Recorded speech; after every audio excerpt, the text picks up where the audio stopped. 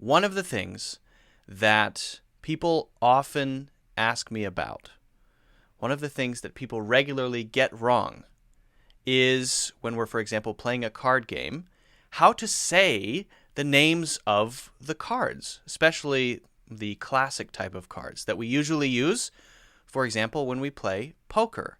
And this actually is very simple. So once you know the names for these things, and maybe a few idioms, a few expressions for these cards, you're good. Easy peasy. No problem. So let's just go through how we can talk about cards, how we can describe cards, and you'll find actually it's very, very easy. Okay, so playing cards. We have 52 cards in a normal deck of playing cards. We call it a deck of cards. We have high cards and we have low cards. What are high cards? What are low cards? Well, that's pretty simple, actually. High cards are usually considered Jack with a J or higher, and the low cards are 10 or lower. Sometimes the high cards are considered 10 and higher, and sometimes the low cards are considered 9 and lower. So the high cards would be, for example, 10, Jack, Queen, King, and usually Ace in most cases, and sometimes it's just considered Jack, Queen, King, Ace. Jack, Queen, King, Ace. Now the King and the Queen are pretty easy to remember. K and Q, that's easy. King and Queen, most people know those words. But Jack is a little weird. So just remember the person's name, Jack. Jack is a person's name. J stands for Jack. The A can also be a little bit difficult. So remember, when you see A, it stands for ace. Ace. The A stands for ace. Okay? A-C-E. Also pretty easy to remember because it's short. Now I want you to really remember it because we're going to be talking about an expression that we can use with ace. Often we use ace, the word ace, in a lot of different expressions. When we're playing cards, when we're not playing cards. Okay? So, 52 cards in a deck, high cards, low cards, and then A is ace and J is Jack. The others are just the numbers or the names. King and Queen, 2, 3, 4, 5, 6, 7, 8, 9, 10. Okay, so far so good. So far very easy. But what about when we have all of these different pictures on the cards? What are these? These pictures. We have these 4 pictures. Well, these are called suits. Suits. S-U-I-T-S. Suits. They're called suits.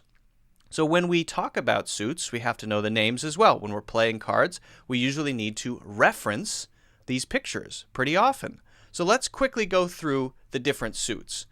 The one with the hearts, that's easy to remember. It's hearts. The one with the diamond, the other red one, easy to remember. It's diamonds. Notice these have an S at the end. Hearts, diamonds. Now the harder ones to remember are the black ones. But here's how I remember them. The one with 3 pieces, let's say those 3 bumps, we call that clubs. Now how can we remember clubs?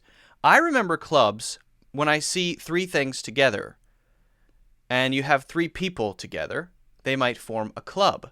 That's just how I remember it. That helps me remember which one it is. So 3 things together, they're in a club together. Okay, and then the other one, spade, that one might be a little harder to remember. Actually, there's a thing called a spade, but if you don't know that, then that's not very useful, right? So for that one, you just have to remember it. So hearts and diamonds, very easy. Clubs, the one with 3 bumps, and then spades, the other one. So how do we talk about all of these things together? How do we actually mention all of these things together? Well, all we need to do when we talk about a certain card is we say of. So we'll say, for example, the Jack of Spades, the Jack of Spades, or the Ace of Hearts. What's the one I had earlier? Let's say this one is the first one is the Ace of Clubs, and the second one is the Ace of Hearts. So that's pretty straightforward. Okay. Now, that's it. That's really all you need to know. Now, there are a few other useful words about cards you might want to know, like shuffle. When you mix all of the cards up, you shuffle them. That's the action. But what I want to focus on are, first, the games that we play with cards, the common games that we play. Because I often hear people say, poker. I want to play poker. But actually what they mean is, I want to play any kind of card game. Actually, poker is a specific card game. It's a certain card game. Yeah, it's one game with rules. You can play many different games with cards. We call these playing cards. That's the general name for them. Now, sometimes people will call them poker cards because poker is such a popular game. That's okay. It's okay. But the actual name for these should be playing cards. And poker is just one of the games that we play. So we have poker. That's the one where we try to get the best hand. So keep that in mind. Hand is something we'll talk about in a second. And then we have blackjack. This is another game. These are the two most popular casino games. A casino is a place where you go to gamble, spend money, make money, try to win money, probably not, probably fail. Poker and blackjack, these two are the most common. We're not going to talk about all of the rules of poker and blackjack now because they're pretty complicated rules. Maybe we can do that in another class if you're interested, if you want to. The other one that's really popular that I like is called solitaire. That's where you try to match cards with the next card in the suit and the number. So, for example, you do a 4 of hearts, then you want to do a 5 of hearts, for example. Solitaire is really fun. Most computers have solitaire. Bridge is also pretty popular, but I have no idea how to play bridge. So don't even ask me. I have no idea. I know Bill Gates likes to play bridge, but that's about all I know. Then there's war. And war is probably one of the simplest card games you can play. All you do is each person has a deck of cards, 52 cards, and at the same time as the other person across from you, you put the card down. And whichever one is higher wins, and you take the other person's card if you have the higher card. And you just keep doing that again and again and again. And that's basically the whole game until one person wins all of the cards. It's called war. It's a pretty fun game. The one with 21, it's not called 21 points. It's called blackjack. The one with 21 where you try to get to 21 is blackjack. And when we talk about poker, we talk about getting the best hand. The best hand. That means you have 5 cards that are better than the others. And again, the rules are a little complicated. There are a lot of pieces there, but we say I'm trying to get the best hand. So if anyone wants to teach me how to play bridge sometime, let me know. I have no idea. Anyway, you like playing bridge? That's great. That's great.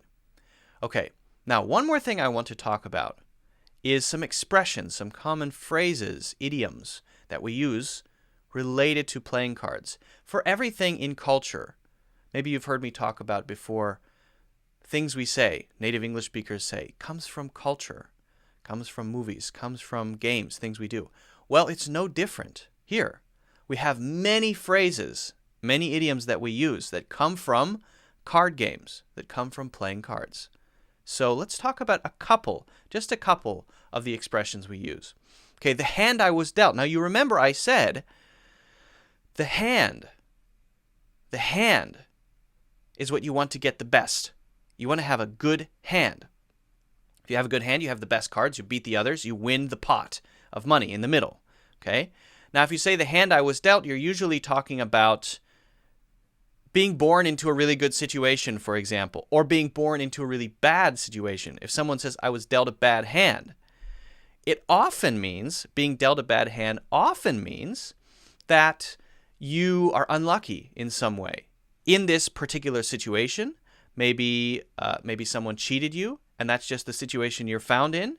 You arrive here, and you realize you actually don't have a hotel room booked. Oh, I was dealt a bad hand. But usually it's about life in general. If someone is born with a disadvantage or born into a bad situation and they have to struggle to get up to the top, to succeed, then they might say, I was dealt a bad hand. That's the hand I was dealt. It comes from the word deal because the person who gives out all the cards is the dealer. So they're dealing the cards, and you have no control over the cards you get. And if you get a 2 and a 5 and a jack, and they're all different suits, they're not very good cards. So I was dealt a bad hand. Well, okay, you were born into a very poor family, and there was a poor education system in your community, and you have 9 brothers and sisters, and you're the youngest, and everybody has all the nice stuff. And anyway, you have a poor situation when you're growing up. Not a great situation. Then you talk about struggling to do better, to get up, to move up the ladder. I was dealt a bad hand, but after a lot of hard work, I finally became successful. I opened my own chain of ice cream stands, whatever it is. An ace in the hole. An ace in the hole. What is an ace in the hole? An ace in the hole is when you're holding something that other people don't know about to use if you need it, sort of like a secret thing that's in your pocket. And if you absolutely need to use it, you'll use it. There's a famous example of this in a movie called The Dark Knight. I'm not sure if you've seen it. It's a really good movie. Dark Knight. Yeah, just The Dark Knight. And in that movie, the Joker says, "Harvey's my ace in the hole." That means if all my plans fail, I have this other thing that you don't know about yet. I just told you about it. Harvey, the person that he changed into a bad guy, right? He's my ace in the hole. So if this fails, what I'm trying to do now, I have that. That thing you don't know about. That's my ace in the hole. So it's something that you keep close to yourself, that you don't tell others about until it's time to use it, or until it becomes relevant or necessary to mention. Your ace in the hole. That one actually is really common. Finally, to call someone's bluff. Now, a lot of people know Poker Face. Poker Face, you know the Lady Gaga song, Poker Face, right?